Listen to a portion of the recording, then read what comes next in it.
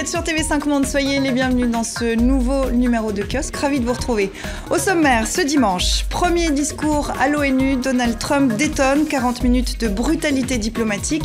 Il a prôné la guerre et la souveraineté dans une institution vouée à la paix et au multilatéralisme. Le président américain est-il aujourd'hui le grand perturbateur de l'ordre mondial ? Arrestation, bulletin de vote saisi, manifestation, l'Espagne s'enfonce dans la crise politique. Madrid met tout en œuvre pour empêcher la tenue du référendum d'indépendance en Catalogne qu'elle juge illégal. Comment l'Espagne peut-elle se remettre de cette crise d'identité ? Le Kurdistan irakien entend lui aussi se prononcer sur son indépendance. Les Kurdes de Syrie organisent quant à eux de premières élections locales. Aux grandes dames d'Ankara, de Bagdad et de Damas, la grande confusion au Proche-Orient va-t-elle permettre à un État kurde de voir le jour ? Les Suisses refusent la réforme des retraites. Alors comment financer le système ? Et où en est le reste de l'Europe alors que les baby-boomers quittent le marché du travail ? Pour commenter, décrypter et analyser l'actualité de cette semaine, voici tout de suite nos kiosqueurs. Yann Mince est essayiste, rédacteur en chef de la rubrique internationale du magazine Alternatives économiques. Vous étiez précédemment chef adjoint du service Monde au quotidien La Croix. Vous êtes l'auteur de 30 questions pour comprendre les tensions dans le monde musulman aux éditions Les Petits Matins. Jean-Philippe Moinet, auteur, fondateur et directeur de la revue Civique, chroniqueur notamment pour le site d'information le Huffington Post, ancien grand reporter au quotidien français Le Figaro. Bonjour. Et puis Michel Cherouti, les téléspectateurs de TV5 Monde vous connaissent bien, ils sont habitués à vous voir décorés d'un jet d'eau. Vous êtes le correspondant de TV5 Monde en Suisse, à Genève plus précisément. On est ravis de vous accueillir pour une fois en plateau. Merci à vous trois d'être ici ce dimanche pour commenter l'actualité de la semaine. Vous pouvez nous faire part de vos commentaires depuis chez vous également sur notre page Facebook ou alors sur Twitter avec le hashtag le mot dièse kiosque. C'est le grand raout diplomatique annuel. La 72e Assemblée générale des Nations Unies s'est déroulée cette semaine à New York, dans l'enceinte feutrée de l'ONU, dont l'objectif est de promouvoir la paix. Le président américain a promis la guerre. C'est peu dire que Donald Trump a mis le souk. Les États-Unis ont une grande force et une grande patience, mais s'ils sont forcés de se défendre ou de défendre leurs alliés, nous n'aurons pas d'autre choix que de détruire totalement la Corée du Nord. Je ferai payer cher à l'homme à la tête du commandement suprême des États-Unis son discours. Je disciplinerai par le feu le gâteux américain mentalement dérangé. Je pense qu'il pourrait y avoir un essai de bombe H d'un niveau sans précédent, peut-être au-dessus du Pacifique. Ensemble avec mes collègues, nous allons continuer de nous battre pour l'approche raisonnable et non émotionnelle. Pas une dispute entre enfants de maternelle. Alors, ping-pong de noms d'oiseaux et de menaces de guerre entre les États-Unis et la Corée du Nord. Rien ne semble pouvoir les arrêter, même pas l'ONU, Michel. Ah non, enfin en l'occurrence, on l'a bien remarqué, c'est très compliqué de réussir à faire quoi que ce soit contre ces deux personnes dans la mesure où précisément on n'est pas dans la rationalité au niveau des arguments, on est parfaitement dans l'émotionnel, c'est ce qu'expliquait Lavrov tout à l'heure en interview. Donc comment voulez-vous réussir aujourd'hui à expliquer quelque chose ou à faire comprendre de manière rationnelle à deux intervenants un problème si ces deux en sont à un combat véritablement de maternelle. Je sais pas comment ça va se résoudre aujourd'hui. C'est la question que tout le monde se pose d'ailleurs. Jean-Philippe ? Oui, c'est une question qu'on peut que se poser de l'outrance. On a vu l'extravagance des tweets répétitifs et sur la Corée. Haute tension internationale autour de la Corée, mais je pense qu'il y a une thèse aussi derrière, c'est qu'il y a la scène et il y a l'arrière-scène, il y a les coulisses. Et c'est vrai que l'utilisation, je pense qu'il ne faut pas être aveuglé parce qu'il peut apparaître une alliance objective des outrances entre le président américain et le dictateur coréen. D'ailleurs, la symétrie n'est pas totale en tout domaine. Il y a les mots et puis il y a les actes et puis il y a aussi les États. Il y a une démocratie qui reste une démocratie qui est les États-Unis d'Amérique, malgré son président populiste, et il y a une dictature en face qui reste une dictature. Donc avec pas les mêmes mécanismes quant aux évolutions dans lesquelles nous sommes. Donc malgré les agitations, pour résumer, verbales, voire scéniques, les avions bombardiers qui frôlent les côtes de la Corée du Nord. Je pense qu'il y a une dissymétrie qu'il faut avoir en tête et des choses finalement qui se préparent en enjeu au-delà de la Corée, notamment concernant la Chine. On pourra en parler et peut-être même l'Iran, on en parlera aussi. Est-ce que quelqu'un sort gagnant de ce qu'on appelle souvent une joute verbale, mais qui n'a rien de... Pour l'instant, celui qui sort gagnant, c'est clairement Kim Jong-un, parce que lui continue son programme nucléaire. Donald Trump est en train de découvrir que tout puissant, que ce soit les États-Unis, sont incapables d'empêcher ce programme nucléaire de continuer. Et d'ailleurs, jusqu'à maintenant, ce que dit Donald Trump, c'est attention, il ne faut pas que la Corée du Nord s'en prenne aux États-Unis ou à ses alliés. Ce qui veut dire que, en creux, la poursuite du programme, simplement la poursuite du programme sans utilisation de l'arme, les États-Unis ne feront rien. Et d'ailleurs, ce qu'ont dit les Chinois déjà au début du mois d'août, où c'était le Global Times, qui est un journal considéré comme proche du milieu chinois, ils ont dit la Chine ne bougera contre la Corée du Nord de façon résolue que si la Corée du Nord fait le premier geste. Ce qui est dangereux dans cette histoire, c'est évidemment que la Corée du Nord ait l'arme à terme, parce que ça défait complètement tout le régime de non-prolifération. Ce serait le premier État qui a signé le TNP, qui en est sorti et qui acquiert l'arme. Il y a d'autres États qui l'ont, l'Inde, le Pakistan et Israël, mais parce qu'ils n'ont jamais signé le TNP. Là, ce serait une première. Ce serait un début de détricotage dans les faits du régime de non-prolifération. C'est extrêmement grave. D'un autre côté, ce qui m'inquiète plus à court terme, ce serait une incompréhension entre les deux protagonistes principaux, les États-Unis et la Corée du Nord, que quelqu'un fasse un geste irréparable. Et je crains que celui qui fasse le geste irréparable soit plutôt les États-Unis. Je ne pense pas que Kim Jong-un soit suicidaire du tout. Alors, je pense qu'il y a un élément d'analyse qu'il faut prendre en compte, c'est justement le système, y compris stratégique américain. En Corée du Nord, l'autocratie est réelle, totale. Les opposants soit sont emprisonnés, soit sont assassinés. Aux États-Unis, il y a beaucoup plus de complexité que ça, bien heureusement, y compris dans le camp du Parti républicain au pouvoir, même si Donald Trump est irresponsable dans ses propos. Il y a à la Maison-Blanche des conseillers qui ne sont pas forcément sur la même ligne que Trump lui-même. Au Congrès, qui a sa puissance importante américain, il y a beaucoup de différences, voire des oppositions à du n'importe quoi sur la scène diplomatique. Et troisièmement, les états-majors stratégiques aux États-Unis, le Pentagone, pour parler clair, peut demander à M. Trump d'assister à une réunion de simulation demain matin pour temporiser un petit peu sur ses emportements de tweets. Quand Trump envoie des avions, c'est Trump qui envoie les avions aux limites de la Corée du Nord. Avec le Pentagone, avec sa majorité. Le Pentagone, et le Pentagone ne s'y est pas opposé. Là, on a un risque d'incompréhension. Si un avion passe malencontreusement une ligne considérée comme rouge par la Corée du Nord, là on peut avoir un problème. Et ce ne serait pas la première fois. Il peut y avoir des accidents. Voilà, et c'est l'accident que je crains. C'est l'accident que je crains. C'est pas le fait que quelqu'un fasse délibérément quelque chose d'absurde et de stupide, dangereux. Ce que je crains, c'est l'accident et l'incompréhension. Souvenons-nous, il y a un homme qui est mort il y a quelques jours, un colonel russe, qui était responsable des armements soviétiques à l'époque. Et il y a eu sur les radars à cette époque-là un signal comme quoi il y avait une attaque de missiles américains sur l'Union soviétique. Il n'a pas cru. Il n'a pas cru ce qu'il voyait sur les systèmes électroniques. Si on a quelque chose du même style demain en Corée du Nord, si un Coréen du Nord interprète mal un geste américain, un accident, une faute de navigation, là on peut avoir quelque chose de grave. Je peux rajouter quelque chose juste là-dessus, c'est que je pense ça conduit à cette analyse qui est d'ailleurs assez répandue actuellement dans les diplomaties, on va dire, occidentales, à savoir que derrière cette agitation, il y a aussi le fait de vouloir, à tort ou à raison, mais de vouloir du côté des États-Unis mettre dans l'embarras fort la Chine, qui est un allié qui a fabriqué cette dictature aussi, en tout cas qui a participé largement depuis des dizaines d'années, et qui est dans un embarras quand même diplomatique et stratégique, et qui est en tout cas souhaité par les États-Unis. La Chine est dans un embarras, mais la Chine continuera à soutenir le régime nord-coréen pour une raison simple. C'est que la Chine a une peur panique que le régime nord-coréen s'effondre. Parce que ça veut dire deux choses. C'est ce que j'appelle l'embarras. Oui, mais pour l'instant, elle continue à laisser le régime nord-coréen faire, et je ne crois pas vraiment qu'elle ait les moyens. Je ne crois pas qu'elle ait vraiment qu'elle ait les moyens. Ça se voit sur la scène politique. Et ça ne la gêne pas. Elle continuera. Ça la gêne pas. Elle a plus peur.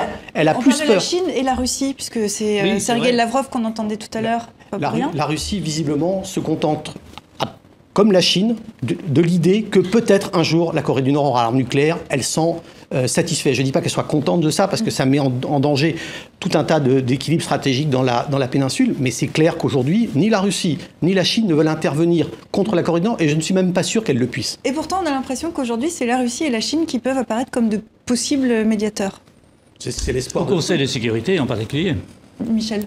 Oui, c'est ce qu'on souhaite, c'est que, en tout cas, le Suisse que je suis et qui assiste atterré à ce combat de coq puéril entre ces deux. La Suisse qui a proposé sa médiation entre la Corée du Nord et les États-Unis, rappelons-le. Effectivement, la Suisse a proposé sa médiation, et de toute manière, je veux dire, alors incarner comme je peux le sentir les choses, la solution, à mon sens, une solution pérenne, une solution durable, ne pourra passer que par une solution qui est politique et pas par une solution qui est dans le conflit, évidemment. Donc aujourd'hui, les États-Unis sont hors jeu, c'est pas eux qui pourront participer directement à cette négociation, puisqu'ils sont partie prenante du problème. Donc on va devoir se tourner soit vers, je sais pas, soit vers un pays neutre, ça pourrait être la Suisse, effectivement.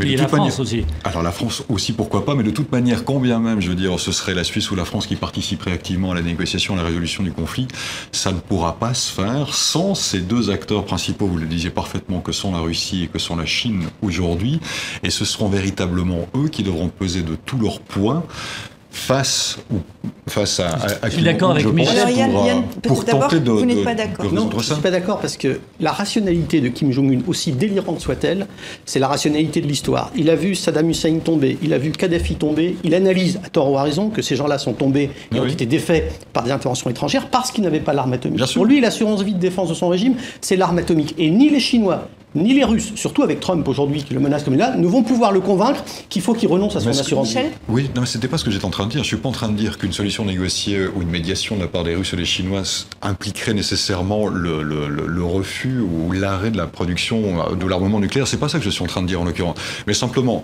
ça passera forcément par eux qu'il y a une acceptation de l'arme nucléaire de la part de la Corée du Nord à l'échelon international si jamais ça devait se faire.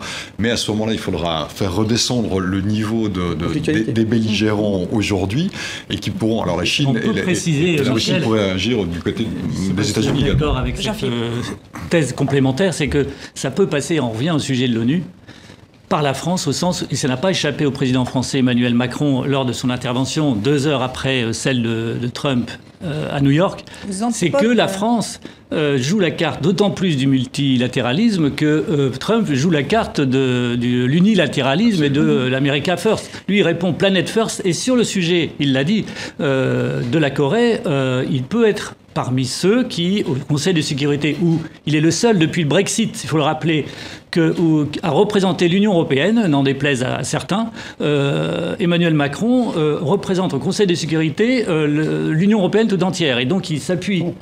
La Grande-Bretagne n'est plus membre de l'Union européenne. La France n'est absolument pas le porte-parole de l'Union européenne au Conseil de sécurité. La France ne parle que pour elle-même. Mais de fait, c'est ce que je veux dire. Alors si vous demandez aux Polonais ou si vous demandez je demande aux à l'Allemagne, monsieur, à l'Italie, à l'Espagne, elles ne se sentent pas représentées par la France. Écoutez, en tout cas, je ne sais pas, sans doute la Pologne est représentée par d'autres continents voisins. Et la France n'entend pas représenter l'Union européenne. La France entend bien parler toute seule. Je parle de fait. Non, je ne dis pas. Rien du tout. Bah si, rien du tout. De fait. Excusez-moi. Il y avait 2 pays qui étaient européens, membres. Michel est neutre. Non, mais c'est la médiation suisse sur cette question. Regardons la réalité. Juste cet état de fait, c'est que la France et la Grande-Bretagne se partageaient au Conseil de sécurité, vous êtes d'accord, la représentation européenne au sens c'est 2 États européens. Michel, désormais qu'il y a le Brexit, la France est seule sur ce sujet. La Suisse a d'ores et déjà effectivement lancé ses bons offices, si on le souhaitait, comme elle a pu le faire entre les États-Unis et l'Iran pendant des années, et continue d'ailleurs de le faire aujourd'hui. Donc c'est une possibilité. Doris Lettert également, lors de l'Assemblée générale de l'ONU, la présidente suisse s'est exprimée immédiatement après Donald Trump et a modifié son discours par rapport aux mots de Donald Trump, donc lui réexpliquant en anglais, dans le texte, adressant directement à lui, à l'Assemblée de l'ONU, que la solution, qu'aujourd'hui on pouvait se battre pour un État fort, un État avec des valeurs patriotiques marquées, ce qu'elle faisait pour la Suisse, comme Donald Trump peut le faire pour les États-Unis, mais que tout cela ne pouvait que passer par le multilatéralisme et qu'on était beaucoup plus forts ensemble et pas seuls, et que même les États-Unis devaient l'apprendre. Donc voilà. C'est ce que je voulais dire. Et on va revenir, pardonnez-moi Jean-Philippe, on va revenir à ce discours même et au lieu dans lequel il a été prononcé. Le soir, vous allez le voir, titré cette semaine sur ce discours guerrier, détruire totalement la Corée du Nord. Le quotidien francophone belge souligne que le président américain a imposé sa rhétorique belliqueuse aux Nations Unies. L'ONU est une institution dont l'une des raisons d'être est le règlement pacifique des conflits. Brutalité et agressivité du discours du président américain. Est-ce que Donald Trump rabaisse l'ONU comme on a pu le lire cette semaine? Yann? Évidemment, il rabaisse le multilatéralisme dans la mesure où il le réduit à quoi ? Il a dit, nous sommes tous patriotes. Il a dit, je suis patriote, je défends donc prioritairement les intérêts américains. Vous tous, autres chefs d'État, vous défendez prioritairement les intérêts de vos propres citoyens, électeurs éventuellement, citoyens pas toujours, électeurs pas toujours.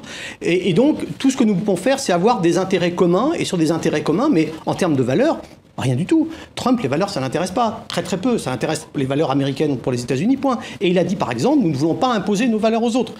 Et évidemment, dans ces cas-là, il peut être extrêmement élogieux, comme il a été dans son discours par rapport à l'Arabie Saoudite, qui défend pourtant des valeurs extrêmement différentes de celles des États-Unis, a priori. Mais tout ça, c'est un discours qui convient très bien à Poutine, c'est un discours qui convient très bien aux Chinois, c'est chacun chez soi, et on ne fait des choses ensemble que quand on a tous intérêt à le faire ensemble. Jean-Philippe ? Je pense que Trump, pour répondre vite à la question, Trump s'abaisse lui-même sur la scène mondiale, par un comportement aussi caricatural, égoïste, on va dire, nationaliste et égoïste.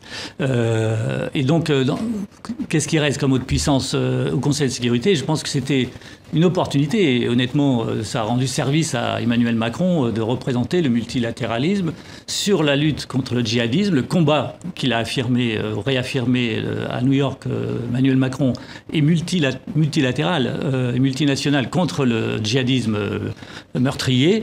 Pour le développement, quand il a parlé aussi du développement et multilatéral, par exemple pour la défense des femmes partout dans le monde, valeur universelle qui doit être sur tous les continents défendue, la liberté d'expression, enjeu multinational a-t-il dit, donc il a enfoncé le clou sur plusieurs sujets qui ont fait mouche quand même. Peut-être pas auprès des Chinois et des Russes, mais au niveau, par exemple, des Africains, des pays qui se sentent un peu esselés, d'Amérique ailleurs qu'aux États-Unis. Et donc, je pense qu'il y avait... Donc, Trump a rendu service à Emmanuel Macron l'autre jour à New York. Pour conclure sur cette semaine, encore une fois, c'est un moment très fort de la diplomatie mondiale. D'abord, est-ce que c'est toujours utile ? Et quel bilan vous en tirez, Michel ? Alors, je rebondis sur la question que vous me posiez précédemment, Sylvia, mais en même temps, ça ira de pair avec celle-ci. Je trouve qu'effectivement, ce qui se passe, qu'on voit aujourd'hui à l'ONU, paradoxalement, c'est que ça devient une tribune des nationalismes exacerbés. Quand Yann expliquait tout à l'heure que ça plaisait finalement à Poutine, aux Chinois et à d'autres pays, c'est le cas. Trump le fait aujourd'hui. Alors, dans la question que vous posiez tout à l'heure par rapport à un abaissement de l'ONU, on y est d'une certaine manière parce qu'on utilise l'ONU non plus comme étant le lieu, le cénacle où on pourrait utiliser du multilatéralisme pour essayer de résoudre les conflits, mais comme étant une sorte de tribune à résonance mondiale pour expliquer les vues nationalistes de chacun. Et dans ce sens-là, moi je trouve que c'est un détournement complet de l'institution, parce que ça devient une sorte d'internet mondial, on va dire, où tout le monde se retrouve physiquement et pas simplement sur écran, pour prendre la parole et pour dénoncer finalement le multilatéralisme, en tout cas pour certains, pour beaucoup aujourd'hui des grandes puissances. Yann, d'un mot pour conclure. Si l'ONU n'existait pas, il faudra l'inventer. Oui. Mais dans son fonctionnement actuel, l'ONU est dirigée par un directoire, les membres permanents du Conseil de sécurité, qui ne sont pas du tout représentatifs de ce que sont les rapports de force internationaux. Malheureusement, on ne peut pas réformer le Conseil de sécurité sans l'aval des membres permanents. Donc on est coincé. On va être obligé de garder l'ONU comme ça. Pour une formule qui est inspirée de Churchill pour la démocratie, c'est le pire des systèmes après tous les autres. Ça reste valable avec l'ONU. Et ça reste valable pour les négociations. On n'en a pas parlé ici, mais évidemment, puisqu'on parlait de nucléaire, la question également de l'Iran. Le président américain a par ailleurs accusé, c'était hier samedi Téhéran, de travailler avec la Corée du Nord après un nouveau test de missile iranien.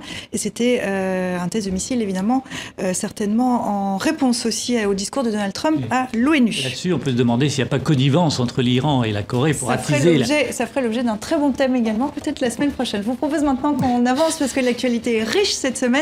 Et qu'on va le voir, rien ne va plus en Espagne. Nous vous parlions la semaine dernière déjà du référendum d'autodétermination unilatérale lancé par la Catalogne et que Madrid juge illégal. Nous avons reçu plusieurs messages sur Facebook. Vous nous demandiez quel était par le passé, le lien entre Madrid et Barcelone.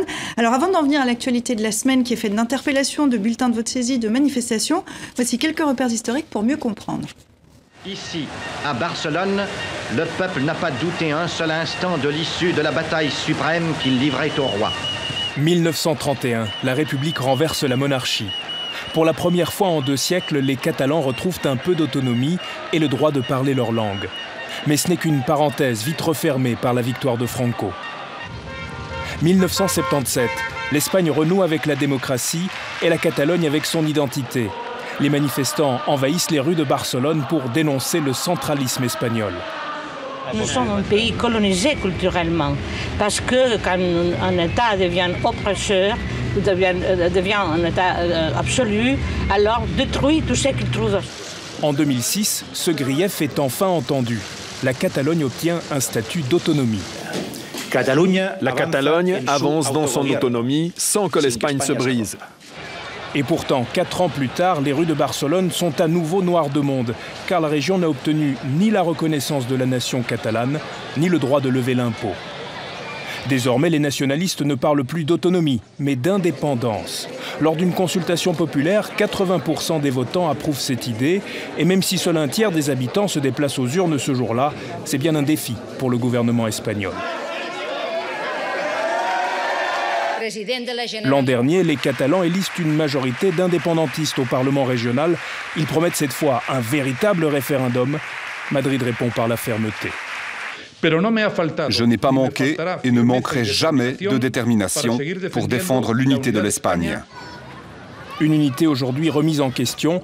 Avec son indépendance, la Catalogne priverait l'Espagne de sa région la plus riche. Yann, cette réminiscence du franquisme, c'est inquiétant ? Moi, je ne pense pas qu'il y ait une réminiscence du franquisme à ce point. Qui est vécu comme tel, en tout cas, par une partie des Catalans. Qui est vécu comme tel. Une réminiscence du centralisme, oui, indébitablement. Et Mariano Rajoy, le chef du gouvernement espagnol, l'incarne. Le fait que le sujet ne le disait pas, mais si le statut qui avait été adopté en 2006 a été annulé par le tribunal constitutionnel en 2010, c'est parce que le Parti populaire, le parti de Rajoy, a saisi le tribunal constitutionnel qui a annulé une partie des articles, notamment concernant la reconnaissance de la nation, la préférence de la langue, et puis le droit de lever l'impôt. Donc il y a une responsabilité éminente, évidente du Parti Popular, qui est au pouvoir en Espagne aujourd'hui à Madrid, sur la dégradation de la situation. D'un autre côté, on a aujourd'hui chez les indépendantistes, à mon avis, une alliance extrêmement étrange de gens qui n'ont pas grand-chose à voir entre eux. On a des gens qui sont, des identitaristes ethno-linguistiques, c'est-à-dire qui pensent que parce que le catalan est une langue différente du castillan, il faut qu'il y ait une souveraineté sur la Catalogne, qui me paraît absurde. Je ne vois pas pourquoi est-ce qu'une langue équivaudrait à une souveraineté, et qui pense que les traditions catalanes font de la Catalogne une région structurellement, irréductiblement différente du reste de l'Espagne, ce qui me paraît extrêmement exagéré. Et puis on a des gens qui disent, voilà, on a essayé, la preuve, le statut de 2006 annulé en 2010, on a essayé la négociation avec Madrid, ça ne marche pas, donc maintenant il faut qu'on se débrouille tout seul, on ne peut rien faire avec ces Espagnols structurellement centralisateurs. Et puis vous avez une troisième tendance, et tout ça est un peu mélangé, de gens qui sont alors plutôt de gauche, socialistes, communistes, etc., qui disent si on veut transformer, faire un pays vraiment social de la Catalogne, il faut qu'on le fasse seul parce qu'il n'y a pas moyen de le faire avec le reste de l'Espagne. Tout ça se mélange, fait quelque chose qui est un cocktail un peu étrange, mais de gens qui font dans les urnes 47-48% pour ce qui est des élections parlementaires au Parlement catalan, dont on ne sait pas s'ils sont majoritaires dans l'opinion et dont Madrid ne veut pas qu'ils organisent un référendum pour le savoir. La question, c'est si on organise un référendum, effectivement, avec l'assentiment de Madrid, et que la majorité des Catalans, comme ça semble se dessiner dans les sondages, disent non à l'indépendance, est-ce que les indépendantistes vont pour autant renoncer? Est-ce qu'ils vont accepter le verdict des urnes? Et est-ce qu'ils ne vont pas demander tous les 2 ans qu'on revote au cas où les Catalans auraient changé d'avis? Oui, parce qu'il y avait ce sondage qui est beaucoup cité, qui date de juillet, qui a été commandé par les Catalans eux-mêmes, qui disait que, en théorie, les Catalans n'étaient pas majoritairement pour l'indépendance. Ce qu'ils veulent, c'est voter, et c'est l'argument démocratique. Oui, alors l'argument démocratique peut être manié, et c'est entre guillemets de bonne guerre pour les nationalistes indépendantistes. On est loin de l'ombre franquiste. Malheureusement, pour l'Espagne et pour l'Europe, le franquisme est on l'espère, durablement derrière dans les fins fonds de l'histoire. En revanche, l'Espagne traverse une crise à la fois politique et identitaire, comme beaucoup de pays européens, et qui passe par l'identité locale, régionale en l'occurrence. Et ce qu'il faut rajouter, et je suis tout à fait d'accord avec ce qui vient d'être dit, il y a à la fois ce fourre-tout autour du mouvement civique, qui se présente comme civique, mais qui est un fourre-tout idéologique, et surtout, c'est que la démocratie, c'est l'état de droit. Et l'état de droit, c'est la Constitution. Et je pense que la force de ceux qui militent... Que pouvoir voter, c'est ça, la démocratie, et que c'est pas la Constitution. Ils peuvent voter. Qui a raison? Droit contre la justice. Et je vous propose que pendant qu'on en parle, on va regarder la une de ABC cette semaine, donc au lendemain de cette journée où tout a un peu basculé. La démocratie réinstaurée en Catalogne. Donc Madrid dit que ce vote est anticonstitutionnel, que la démocratie c'est la Constitution. Mais Barcelone dit que la démocratie, c'est voter, c'est pouvoir s'exprimer. Là-dessus, qui a raison? La confrontation entre l'état de droit et la démocratie régionale, il est du devoir du chef d'État, du chef de gouvernement en l'occurrence, de dire que l'état de droit, ça passe par la Constitution. Et d'ailleurs, je remarquerai juste un mot. Les institutions européennes ont été en retrait par rapport à ce conflit. Il y a un mois ou quelques semaines, très peu de temps, le président du Parlement européen a eu cette phrase « Une attaque contre les valeurs de la Constitution européenne sont une attaque contre les valeurs européennes », qui veut dire que le respect des constitutions n'est pas neutre dans le respect démocratique. Alors, c'est intéressant ce que vous dites, parce qu'en même temps, il y a un rapport qui est sorti récemment, un rapport qui a été rédigé par un professeur de l'Université de Genève, Nicolas Levrat, avec des collègues profs de droit public international, l'Université de Minho au Portugal, l'American University à Washington, Sciences Po à Paris, ils ont fait ça à 4. Ils ont été payés, ils le disent, c'est le gouvernement catalan qui leur a commandé l'étude, mais il l'aurait fait aussi pour, disent-ils en tout cas, le gouvernement espagnol en place. Alors ils disent, au regard du droit international aujourd'hui, dans des pays démocratiques, il est accepté que l'on puisse se déterminer sur les frontières politiques que l'on souhaite avoir. La jurisprudence montre ça aussi. Il n'y a rien dans le droit européen et le droit international aujourd'hui qui empêche des référendums d'autodétermination. Par conséquent, pour eux, alors indépendamment de l'issue de ce scrutin, il devrait être normal que cela puisse se faire. Ils mettent en exemple que depuis 1991, en Europe ou dans le monde, il y en a eu 57 de ces référendums d'autodétermination. La moitié à peu près avait été interdit par le pays dans lequel ils se tenaient. Néanmoins, ça a permis la création de 27 nouveaux pays, dont la Slovénie et la Croatie, en l'occurrence. Voilà, ça c'est simplement ce qu'ils expliquent. Et quand on regarde le problème de Suisse, si je peux me permettre, voilà, ça nous interpelle. Un peu confédéral. Alors ça nous interpelle évidemment, parce qu'en Suisse, on l'a eu encore récemment, le dernier canton qui a été créé, c'est le canton du Jura. Alors certes, c'était à l'intérieur du pays, on n'est pas sorti du pays, mais il y a toujours eu la possibilité pour les régions de pouvoir se déterminer. En Corse, par exemple.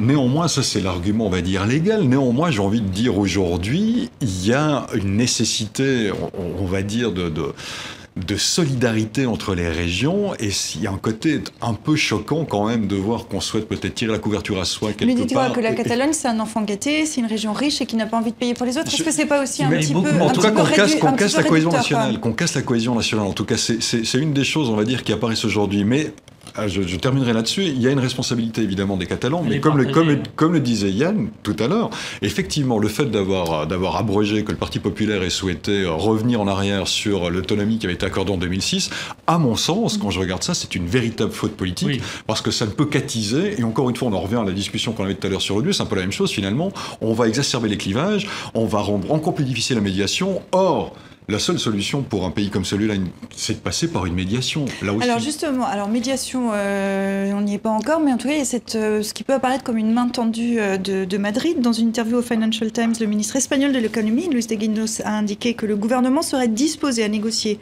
plus d'argent et une autonomie financière plus grande si la Catalogne revenait sur ses plans d'indépendance. C'est une main tendue qui arrive trop tard aujourd'hui. Je rappelle qu'on vote normalement en Catalogne dans une semaine, qu'on vote ou pas d'ailleurs. C'est vrai que ça apparaît tard, parce que ça fait 5 ans qu'il y a des discussions entre le pouvoir central et Barcelone. Barcelone au sens capitale régionale. Et on voit que ça n'a pas abouti. Donc là, il y a une main tendue. Je pense qu'effectivement, pour répondre à des radicalités indépendantistes, la meilleure réponse, ça aurait été plus avant, l'autonomie plus affirmée, qui est déjà très grande pour la Catalogne, comme vous le savez. Carles Puigdemont, qui est le président de la région catalane, pourrait accepter ça maintenant par rapport à sa propre base. À supposer même qu'il soit tenté de faire ça, il y a aujourd'hui une montée de radicalisme ou d'envie de pouvoir se prononcer, qu'elle soit légitime ou pas, qu'elle soit conforme au droit ou pas, qui est tellement forte que je ne crois pas qu'on puisse faire. Mais il faut que j'aille quand même juste dire un mot sur le fait que pour le gouvernement central espagnol, négocier un statut spécifique de financement pour la Catalogne, c'est rentrer dans un débat compliqué, parce que les Basques et les Navarrais, pour des raisons historiques, ont déjà un régime fiscal extrêmement favorable. Les Catalans auraient bien aimé avoir quelque chose qui s'approche. Mais si on commence comme ça, on détricote complètement la péréquation et la solidarité entre les régions dont parlait Michel. Ce que disent les Catalans, une partie notamment de la gauche catalane, c'est de toute façon, les investissements ne sont pas décidés de façon rationnelle par Madrid, donc on est spolié, donc on s'en va parce qu'on n'obtiendra jamais rien. On va revenir un petit peu sur les derniers faits cette semaine. Donc Madrid, on se rappelle, on s'en souvient, a placé la Catalogne sous tutelle financière. Et puis c'est mercredi que tout s'est emballé. L'arrestation de 14 hauts responsables du gouvernement régional au cœur de l'organisation du vote a jeté dans la rue des milliers de Catalans en colère. Le président catalan, Carles Puigdemont, accuse Madrid d'avoir suspendu de facto l'autonomie de la Catalogne et appliqué de facto un état d'urgence. Ça paraît peut-être un petit peu excessif, mais ça pose une question qui est intéressante, c'est est-ce qu'en termes d'image, ce qui s'est passé cette semaine, puisqu'on va voir des images qui effectivement peuvent surprendre quand on parle de l'Espagne, est-ce qu'en termes d'image, Madrid s'est tiré une balle dans le pied ? Est-ce que c'est une stratégie des Catalans? À chaque fois qu'ils font un geste trop coercitif, ils se tirent une balle dans le pied. Je pense au gouvernement central. Et la dernière, c'était hier, quand ils ont décidé de placer la police autonome catalane sous le contrôle de la police nationale espagnole. C'est évident que là, on donne des arguments aux plus radicaux et aux plus énervés des indépendantistes, dont on peut craindre qu'il y ait des actes de violence à terme. Il y a un fond de faiblesse politique de l'Espagne, en fait, au niveau de son gouvernement central. En général, on a vu qu'il y a eu même une absence pendant quasiment une éternité du gouvernement. Donc on voit que ce pays a du mal à se constituer politiquement avec cohérence, pour tout dire, à la fois au plan national, en harmonie avec ses autonomies provinciales, et que voilà, politiquement, il y a quand même un problème d'identité, de dynamisme et de cohérence du système politique espagnol, sachant que ce tiraillement concerne aussi d'autres États européens. On voit bien qu'il y a une sorte de tentation de sissiparité, on pourrait dire, de régions, voire d'États. Pour la Grande-Bretagne, on voit bien que l'Écosse et la Grande-Bretagne sont sur deux lignes radicalement opposées, notamment concernant la relation avec l'Union européenne, et que tout ça tire vers des sissiparités qui ne sont pas de nature à favoriser la cohérence d'un État-nation comme l'Espagne. Pour conclure sur l'Espagne, comment l'Espagne peut se remettre de cette crise d'identité, cette crise d'indépendance? On conclura là-dessus, Michel. Alors si je le savais, j'imagine. Vous avez 30 secondes. Thèse, synthèse, antithèse. Non, voilà. Moi, ce qui m'étonne dans ce qui s'est passé, on va dire, c'est qu'il y avait une sorte d'accalmie après 2006 qui était en place et qui a été combattue par le Parti populaire, qui a ravivé véritablement de manière extrêmement forte aujourd'hui les envies de sécession de la Catalogne, et que ça va être très compliqué maintenant de revenir en arrière parce qu'on va graduellement toujours plus loin. J'ai tendance à penser, voilà, parce que je viens de ce pays qui est la Suisse, on a tendance à s'asseoir tous, ou essayer en tout cas de s'asseoir autour d'une table et discuter, trouver un compromis. Pour moi, la solution, elle passe par là, en accordant un petit peu plus d'un côté, en accordant un peu, ou en retranchant quelque chose de l'autre. Mais pour cela, il faut réussir à nouveau à asseoir les gens autour d'une table. Et aujourd'hui, avec l'exacerbation de ces tensions, ça me paraît très très compliqué. Yann, d'un mot pour conclure, l'Espagne est profondément atteinte. Sur le fédéralisme en Espagne, et je dirais au-delà du problème catalan, il faut ouvrir la discussion sur le fédéralisme en Espagne. Est-ce que l'Espagne doit être un État fédéral, et avec quel degré de péréquation et de solidarité entre les régions? Alors je rappelle, si le vote a bien lieu, en cas de victoire du oui, la sécession définitive est promise pour octobre 2018. En cas de victoire du non, de nouvelles élections régionales seraient organisées, ont expliqué les séparatistes, et on verra donc dans une semaine si ce vote a lieu et dans quelles conditions. On reste dans la même thématique, mais sur un autre continent, qu'ont en commun la Catalogne dont on parlait et le Kurdistan irakien, situé à plus de 3500 km d'écart. Et bien ces deux régions autonomes se prononcent sur l'indépendance de leur territoire, et on va voir qu'il y a beaucoup de points communs. Mais quels sont les enjeux pour cette région plongée en plein désordre proche-oriental? À Souleymaniye, dans le sud du Kurdistan irakien, ou à Ahmadiyya, plus au nord, Massoud Barzani est accueilli par une foule acquise à sa cause. Le président de la région autonome appelle les habitants à venir voter lundi prochain, jour du référendum sur l'indépendance. Le Kurdistan irakien et ses près de 5 millions d'habitants disposent déjà de ses propres institutions et de ses propres forces de sécurité, insuffisant pour ses leaders qui souhaiteraient également pouvoir gérer toutes les ressources en pétrole de la région. Nous n'avons toujours pas reçu de proposition alternative au référendum kurde. Nous avons vaincu Daesh et nous pensions que le gouvernement de Bagdad nous récompenserait en acceptant notre indépendance. Au lieu de cela, ils se sont opposés à nous. Ne prêtons pas attention à leurs demandes. Le référendum ne sera pas reporté. Mais le référendum n'offusque pas seulement le gouvernement central. Toutes les nations voisines sont concernées, car le peuple kurde vit à cheval sur 4 pays. La consultation côté irakien pourrait donc donner des ailes aux cousins kurdes de Syrie, d'Iran ou de Turquie. De quoi déstabiliser toute une région. Téhéran envoie des émissaires, Washington, Londres et Paris craignent un morcellement de l'Irak propice au retour des djihadistes. Sans parler des minorités présentes dans le Kurdistan irakien, hostiles au référendum. Bagdad se dit prête à envoyer l'armée si le Kurdistan fait sécession. Massoud Barzani doit annoncer sa décision finale, alors que les représentants étrangers se succèdent pour le convaincre de renoncer. Quoi qu'il arrive, même sans aller au bout de l'indépendance, un référendum permettrait aux Kurdes de négocier davantage de pouvoir. Alors, à l'heure où on se parle, où on enregistre cette émission, on attend une déclaration de Massoud Barzani pour confirmer le référendum demain. Il y a une petite chance pour qu'il décide de ne pas le maintenir. Première question qu'on peut se poser déjà, quel est le véritable objectif de Massoud Barzani? Est-ce que c'est en effet d'obtenir l'indépendance ou d'essayer de gagner du terrain dans les discussions avec Bagdad et d'obtenir en quelque sorte un peu plus? Donc il y a deux choses dans l'objectif de Barzani. D'abord, le référendum est un référendum consultatif. C'est-à-dire que même si effectivement il y a un vote favorable, il n'est pas lié, Barzani, par le fait de déclarer l'indépendance. Il s'est laissé les mains libres. Je crois qu'il y a deux buts dans le référendum. Le premier, effectivement, c'est alors que la fin de l'État islamique, en tout cas en Irak, s'approche, il va falloir renégocier avec Bagdad à la fois les compétences de la région kurde et les frontières de la région kurde. Parce qu'à la faveur des combats, les Kurdes ont occupé des régions qui ne sont pas des régions prévues dans la région autonome kurde. Donc ils ont avancé, ils ont notamment pris Kirkouk. Kirkouk, c'est du pétrole, c'est une ville dont ils voulaient depuis longtemps. Ils l'ont pris, ils ne veulent pas la lâcher, et d'autres territoires qui sont proches de Mossoul. Ça, c'est la première chose, il va falloir renégocier. Et donc Barzani veut négocier en position de force avec Bagdad en disant « si vous ne me donnez pas ce que je veux, je proclame l'indépendance ». Et la deuxième chose, c'est qu'il y a des élections au Kurdistan dans un mois. Barzani, son mandat est achevé et fini, je crois, officiellement depuis 1 an ou 2 ans. Il est censé pas pouvoir se représenter. Et il aimerait bien se représenter, évidemment. Et donc là, il est en train de se draper du manteau de leader national pour essayer de faire taire les oppositions et de s'imposer et d'imposer son parti comme victorieux des élections présidentielles législatives. Donc c'est pas l'indépendance qui est en jeu, à mon avis, c'est des intérêts politiques de Barzani, de son parti, le PDK contre d'autres, et puis la négociation avec Bagdad, notamment pour la répartition des ressources pétrolières. C'est un peu de la politique politicienne, vous nous expliquez. C'est de la tactique. C'est de la tactique. Jean-Philippe. Oui, et on peut dire également deux choses sur le sujet des Kurdes.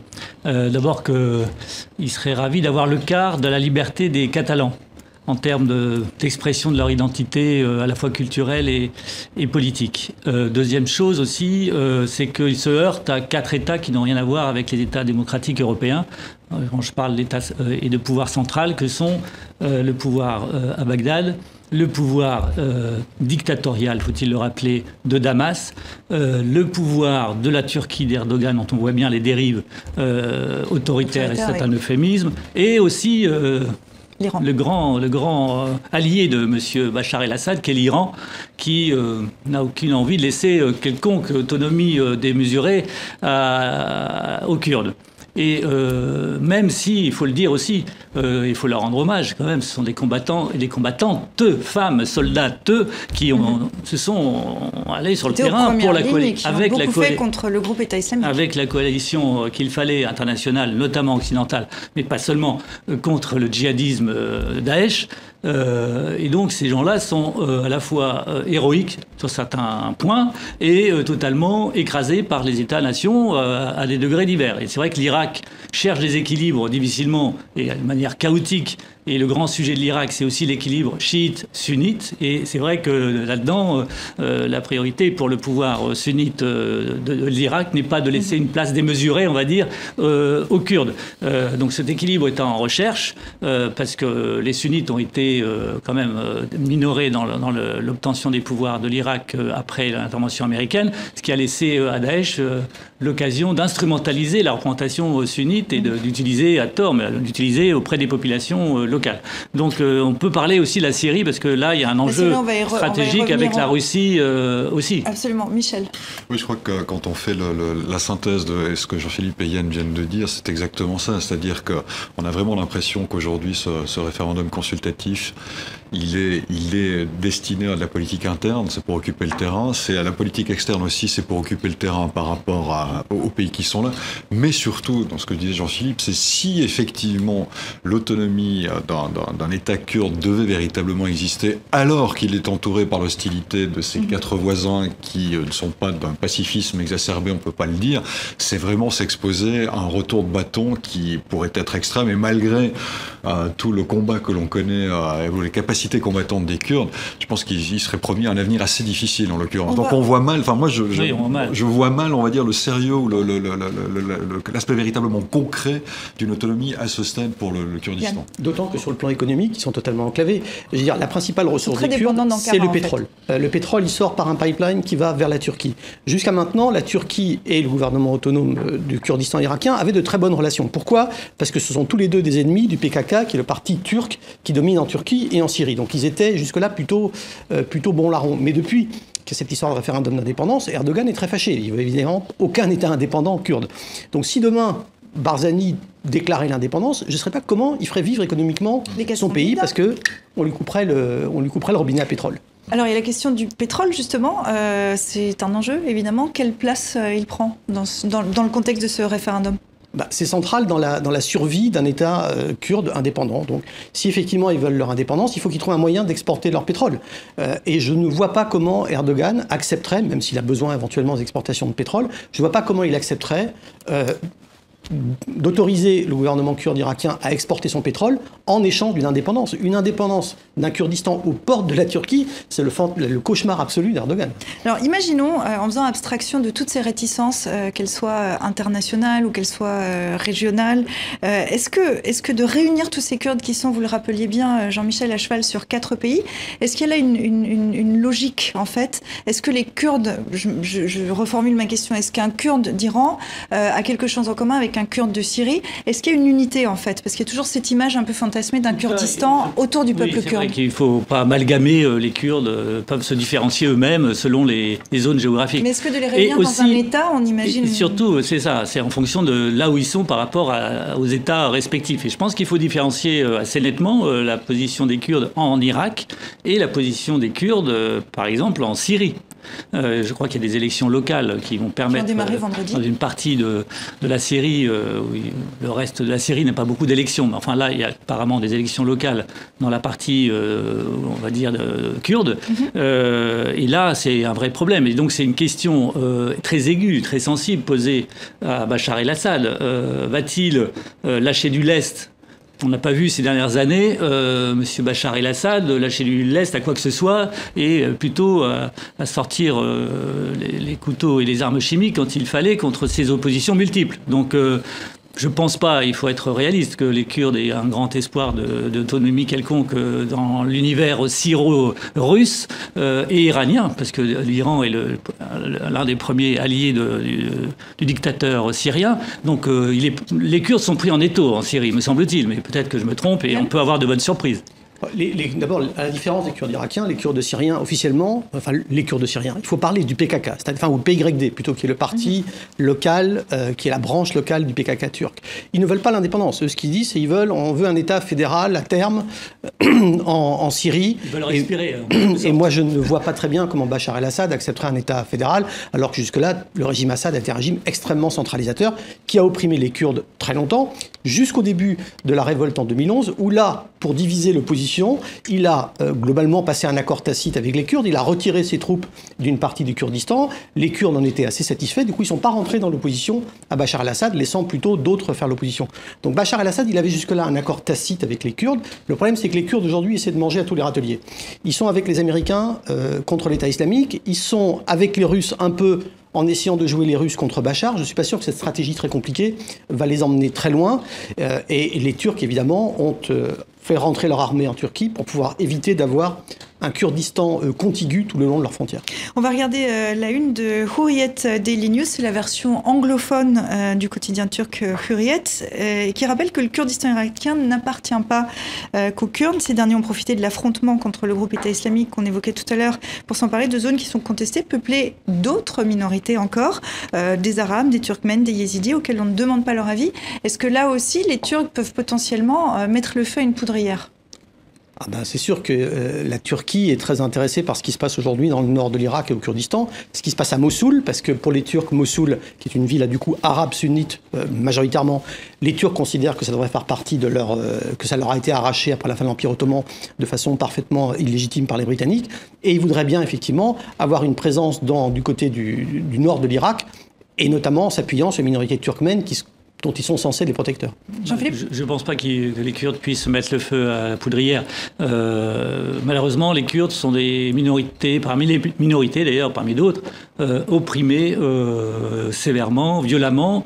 La Turquie, on peut en parler, mais accentue les pressions sur tout type d'opposition culturelle, politique, de la société civile. Donc ils sont malheureusement en cible renforcés par le pouvoir turc en particulier, mais malheureusement pas seulement. Donc voilà, ils sont plutôt victimes que fauteurs de troubles, je ne sais quoi, pour les pouvoirs en place. Ça dépend à qui on demande. Si on demande aux Arabes et aux Turkmènes de Kirkouk, eux, ils considèrent que les Turcs sont devenus à leur tour des oppresseurs.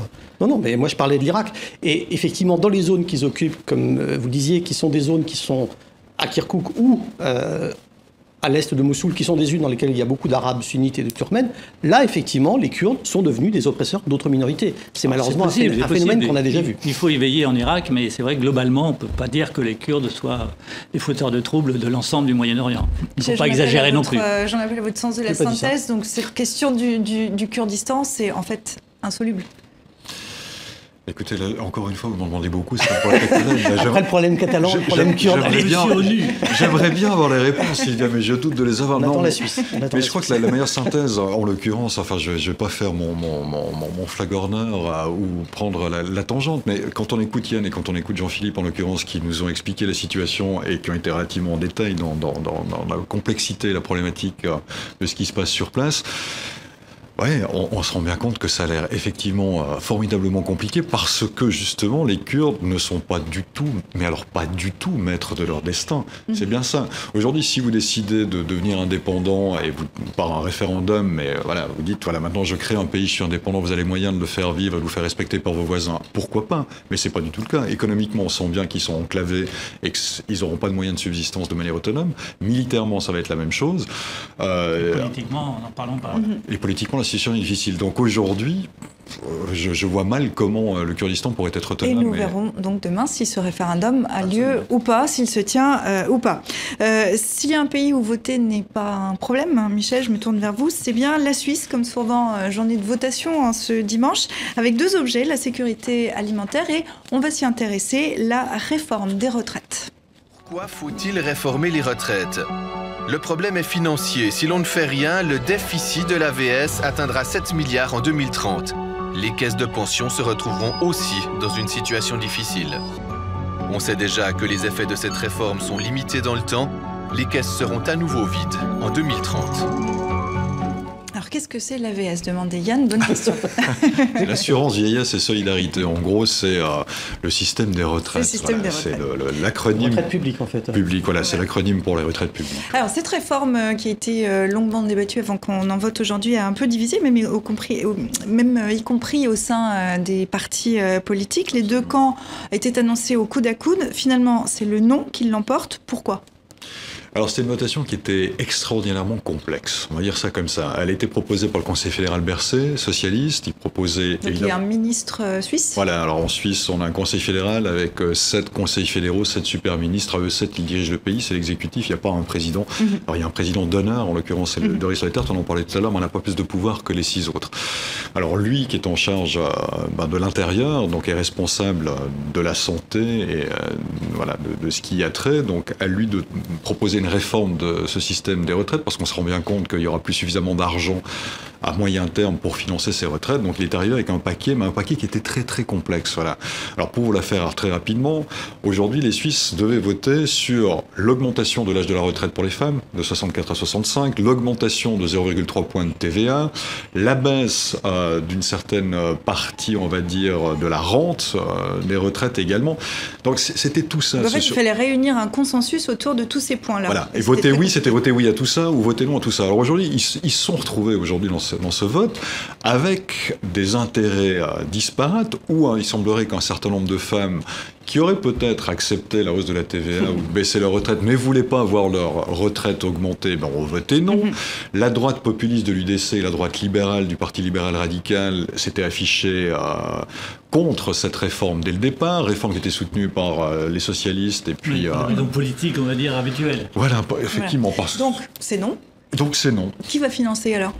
Alors, pour l'instant, là, pour les années à venir, on va continuer avec le système actuel, mais c'est un système les Suisses ne sont pas en déficit comme la France, on peut le dire sur ce sujet-là comme sur d'autres. Non, mais c'est quand même un véritable souci, parce qu'on se rend bien compte, alors évidemment, les caisses ne sont pas vides, mais on se rend bien compte aujourd'hui qu'on ne pourra pas fonctionner comme ça encore pendant 10 ou 15 ans. Il va y avoir un déficit qui va arriver très très rapidement, donc il va falloir trouver des solutions.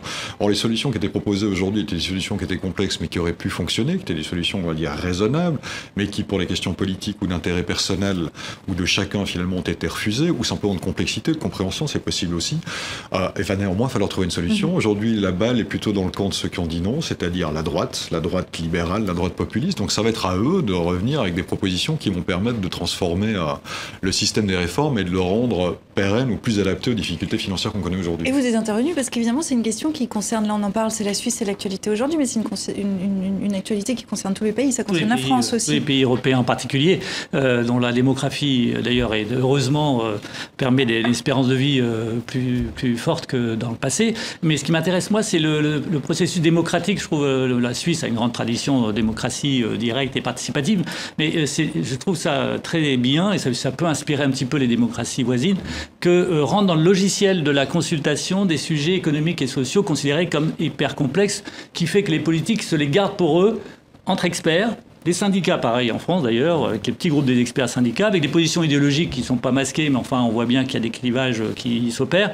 Et sur cette question des retraites, je trouve que ça participe, si on le soumet à la consultation, à la pédagogie publique sur la rigueur budgétaire qu'il faut quand même faire comprendre à beaucoup de monde aujourd'hui. Donc je trouve qu'en termes de processus, c'est intéressant et que la France, qui a besoin aussi de faire respirer sa démocratie autrement, il y a une étude Revue Civique d'ailleurs qui va être renouvelée sur les attentes en matière de participation démocratique, pourrait s'inspirer d'une évolution vers la prise en compte des sujets économiques et sociaux dans le processus de consultation directe des Français, à défaut que ce soit une consultation qui n'est pas forcément faisant loi. Plusieurs pays en Europe sont concernés. C'est cette génération des baby boomers qui arrive sur le marché de la retraite, qui quitte le marché du travail.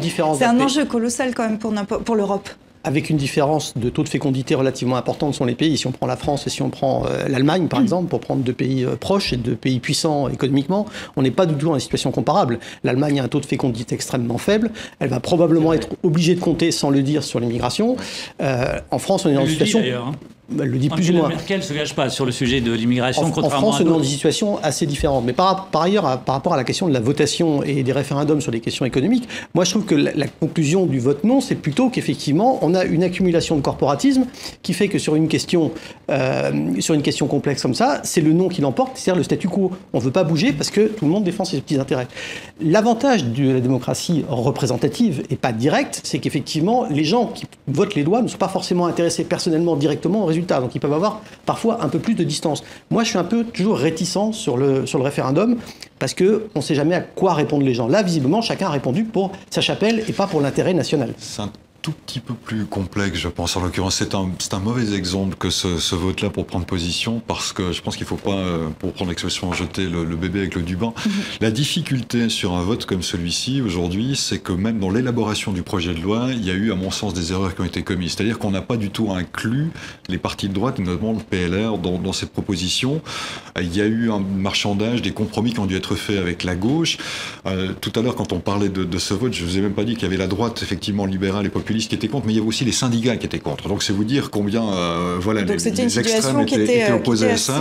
Qui était assez, où tout le monde était assez tiraillé. Et je pense que le sujet était complexe en l'occurrence. Je veux juste vous faire réagir, avant qu'on termine cette émission, à ce que j'ai lu là. D'abord, vous me le confirmez ou pas, les Européens prennent en moyenne leur retraite avant l'âge légal, sauf les Suisses qui quittent le marché du travail après. C'est quoi ce goût pour le stakhanovisme que vous avez en Suisse? Je pense qu'il a trait à un autre vote qui a eu lieu quelques années, qui avait choqué tout le monde, c'est-à-dire qu'on allait se prononcer sur les 6 semaines de vacances, et finalement on a voté pour continuer d'en avoir que 4 semaines de vacances, et pas 6 en l'occurrence. Il y a de quoi vraiment nous traiter de stakhanovistes. Non, mais ce qui est compliqué, par contre, il y avait une question qui était posée, qui allait de pair avec ce vote. Effectivement, ce qui est compliqué aujourd'hui, c'est qu'on a tendance à augmenter l'âge de la retraite, voire à essayer de travailler, alors que le marché devient de plus en plus compliqué pour les gens qui ont 60 ans ou plus, ou 58 et 60. Et ça, c'est une un véritable paradoxe aujourd'hui. Et c'est une problématique qui concerne la Suisse, mais d'autres pays aussi. Je vous propose qu'on termine, on arrive au terme de cette émission. Alors on va conclure comme toujours avec Dilem qui nous passe en revue son actualité à lui. Et puis son actualité coïncide un petit peu avec la nôtre. Vous allez voir, 2 ombres ont plané sur la 72e Assemblée Générale de l'ONU. On en parlait en début de cette émission. Regardez ce logo des Nations Unies ici avec les profils de l'Américain Donald Trump et du Nord-Coréen Kim Jong-un. À quelques heures de l'ouverture de l'Assemblée Générale de l'ONU, la dirigeante birmane Aung San Suu Kyi s'est dite prête à organiser le retour des plus de 400 000 Rohingyas enfuis au Bangladesh. On n'a pas fini le boulot, autrement dit. dit le massacre des Sindelem. Élection fédérale ce dimanche en ce moment en Allemagne, un scrutin sans suspense. La chancelière Angela Merkel devrait prendre une 4e pinte de bière. Autrement dit, sous le crayon de dilemme, c'est un 4e mandat, elle devrait rempiler. Angela Merkel, ultra... spécial de TV5 Monde sur le sujet de l'Allemagne ce soir. Qui aura lieu tout à l'heure, exactement, ce soir sur TV5 Monde, une spéciale résultat Allemagne. Angela Merkel, donc ultra favorite, mais l'extrême droite devrait faire son entrée au Bundestag, une première depuis la fin de la Seconde Guerre mondiale. Les populistes de l'AfD, l'alternative pour l'Allemagne, sont en embuscade. Et enfin, extrême droite encore, cette fois en France. Marine Le Pen, amputée de son bras droit, Florian Philippot a claqué jeudi la porte du Front National dont il a été le stratège pendant des années. C'était plutôt son bras gauche. Merci à vous trois d'être venus décortiquer cette actualité de la semaine toujours passionnante. Merci à vous qui nous regardez aux quatre coins de la planète. À dimanche prochain.